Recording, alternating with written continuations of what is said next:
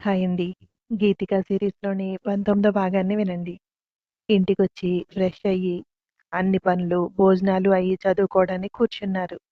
"అమ్మమ్మ పడుకుందా?" అంది రాజీ. "ఆ! టాబ్లెట్స్ వేసుకొని పడుకుంది" అంది గీతిక. "నీకు ఒక సీక్రెట్ చెప్పాలి" అంది రాజీ.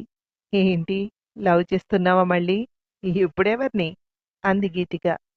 "ముందువన్నీ ఆకర్షణలు. ఇది ప్యూర్ లవ్" అంది. "అబ్బో! ఎవరా అదృష్టవంతుడు?" అంది గీతిక. "ఇంకెవరు? ఆశిష్. నాకెందుకో చాలా నచ్చేశాడే" అంది. "ప్రభాస్ మీద ప్రేమలా? ఎవరో ఒకరికి వదిలేయువుగా" అంది గీతిక. "పోవే, అదంతా చిన్నతనం, టీనేజ్" అంది రాజీ. "అబ్బా! ఇప్పుడు బాగా మెచ్యూరిటీ ఉందనుకుంటా కదా" అంది గీతిక. "డాక్టర్ అయిపోతున్నాను గుర్తుపెట్టుకో. ఇప్పుడు నేను వుమెన్" అంది రాజీ. "ఒప్పుకున్నానులే, కానీ తొందరపడకు. అతని అభిప్రాయం కూడా తెలుసుకో" అంది గీతిక. "అతను నా ప్రేమలో పడిపోయాడని అతని చూపులే చెబుతున్నాయి" అంది రాజీ. "అంతవరకు వెళ్ళిందా? నేను గమనించనే లేదు" అంది గీతిక. "విహాన్ సార్ చూపుల్లో తేడా గమనించావా?" అంది రాజీ. "ఏం లేదు, ఎప్పట్లాగే ఉన్నారు" అంది గీతిక. "లేదు, సడన్‌గా ఏదో చేంజ్ కనిపిస్తోంది. నిన్ను చాలా అపురూపంగా చూస్తున్నారు" అంది రాజీ. "నీకు ప్రేమ పిచ్చి పట్టుకుంది. అందుకే అందరూ అలా కనిపిస్తున్నారు." "నోరు మూసుకో. వాళ్ళెక్కడ మనమెక్కడ" అంది గీతిక. "లేదు, నేను కన్ఫర్మ్‌గా చెప్పగలను. సార్ నిన్ను లవ్ చేస్తున్నారు" అంది రాజీ. "బాబు, తల్లి, నీకో దండం. నీ మనసు పాడు చేసుకునేదే కాకుండా నా మనసులో పిచ్చి పిచ్చి ఆలోచనలు పెట్టకు. నేను నా వృత్తిని ప్రేమిస్తాను" అంది గీతిక. "ఆ వృత్తిని ప్రేమించే వాళ్ళను కూడా ప్రేమించొచ్చు" అంది రాజీ. "ఏమైంది ఈరోజు నీకు? ఈ ప్రేమ గోలేంటి?" అంది గీతిక. "ఈసారి కలిసినప్పుడు అబ్జర్వ్ చెయ్యి. నా మాట నిజమే అని నువ్వు ఒప్పుకుంటావు" అంది రాజీ పంతంగా. "ఒకవేళ అది నిజమైనా కాని, నా మనసులో ఆ ఒపీనియన్ లేనే లేదు. ఆయనంటే గౌరవం కొండంత ఉంది. అది ప్రేమ, పెళ్లి చేసుకునేంత ఇష్టమేమో కాదు. అసలు నేను ఇప్పటివరకు పెళ్లి గురించి ఆలోచించనే లేదు. ముందు డాక్టర్ అవ్వాలి. కనీసం 100 మందినన్నా బ్రతికించాలి. అప్పుడు చేసుకుంటా పెళ్లి" అంది గీతిక. "అంటే పెళ్లి చేసుకున్నాక ఇంకా డాక్టర్ వృత్తిని చెయ్యవా? వదిలేస్తావా?" అంది రాజీ. "నీకలా అర్థమైందా నా ఉద్దేశం? ఆ లెవెల్ వచ్చే వరకు పెళ్లి గురించి ఆలోచించను" అని అంది గీతిక. "నేనైతే ఆశీష్ ఒప్పుకోవాలే కానీ ఇప్పుడే పెళ్లి చేసుకుని చదువుకుంటా" అంది రాజీ. "నీకు పిచ్చి బాగా ముదిరింది. సరే, ఇంకా ఎందుకు లేటు? ప్రపోజ్ చేసేయ్" అంది గీతిక. "అదే భయం. అతనే ప్రపోజ్ చేసే వరకు నా మనసులో మాట బయట పెట్టను" అంది రాజీ. "నీ ఊహలతో చదువు నిర్లక్ష్యం చేయకు. 10 మందికి ఉపయోగపడే చదువు చదువుతున్నాం" అంది గీతిక. "ఓకే, సరదాగా అన్నా కానీ నేను డాక్టర్‌గా పేరు తెచ్చుకునేదాకా పెళ్లి మాట ఎత్తను. ప్రామిస్. సరేనా?" అంది రాజీ. "డాక్టర్ అవ్వాలంటే ముందు చదవాలనుకుంటా" అంది గీతిక. "అయితే మొదలు పెట్టేద్దాం" అంది రాజీ నవ్వుతూ.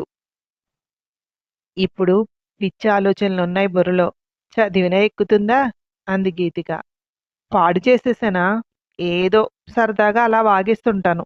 నీకు తెలుసుగా, మనసులో ఏది ఉంచుకోను" అంది రాజీ.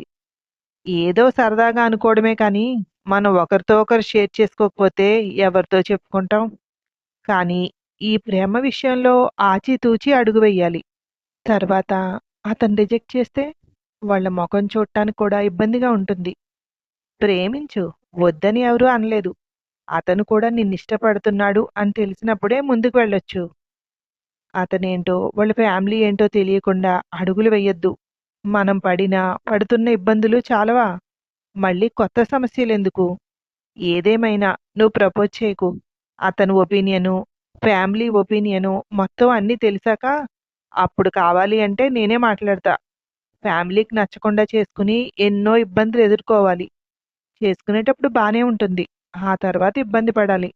అప్పుడు కూడా మనకిలాంటి ఒంటరి బ్రతుకులే ఉంటాయి.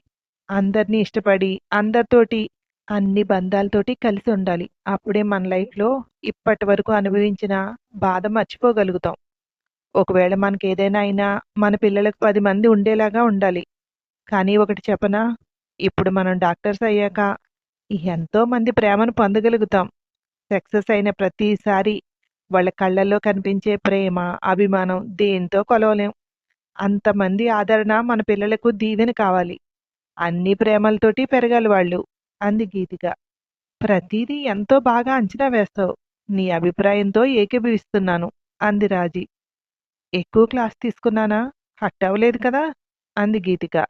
నీకు విషయం తెలుసా? ఈరోజు మా పిన్ని ఫోన్ చేసింది.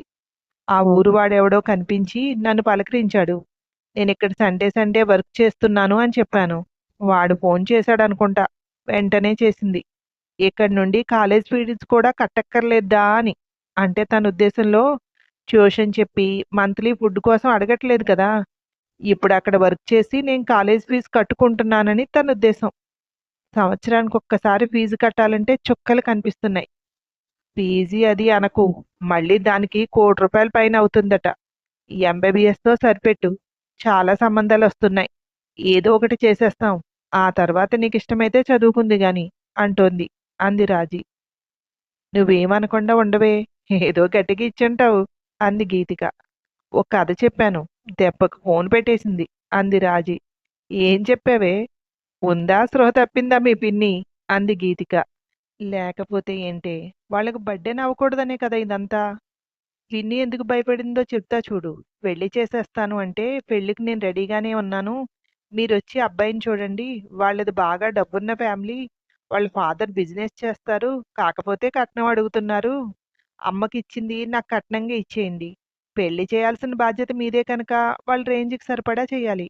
ఇప్పుడు కాదు అనడానికి లేదు. అతనొక పొలిటికల్ లీడర్.